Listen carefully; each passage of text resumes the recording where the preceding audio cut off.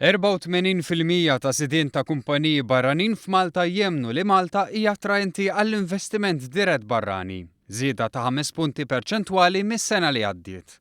Dan wieħed mir-riżultati mħabbra minn stħarriġ ta' EY. Stħarriġ fost kumpaniji barranin f'pajjiżna biex ikun analizzat kemm u kif pajjiżna u kapaċi jiġbed investiment dirett barrani. Mill-kumpaniji li ħadu sehem f'dan l-istħarriġ, 55% għandhom pjan ta' xi forma ta' tkabbir f'pajjiżna fis-sena li ġejja. Ta' min jinnota li l-kumpaniji li għandhom l-intenzjoni li sa 10 snin oħra jkunu għadhom joperaw f'pajjiżna żdied b'12% mis-sena li għaddiet għal 71%.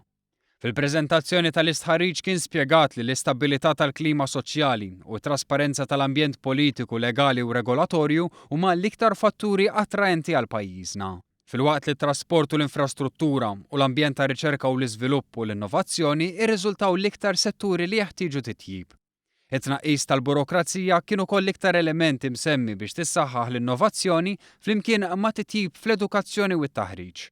Fil-fatt punt li semma minn bosta kumpaniji hija l-ħtieġa ta' iktar nies imħarġa, hekk kif id-domanda hija ikbar minn dak offrut fis-suq tax-xogħol. Dawn il-kumpaniji qisu lill-Gvern bħala l-iktar entità open for business. Fit-tieni post insibu l-awtoritajiet regolatorji. Ta' min jinnota wkoll il-qafas leġislattiv Malti joffri vantaġġ kompetittiv fis-suq Ewropew u globali. Fil-fatt bżieda ta' 8%, 59% jemmnu dan.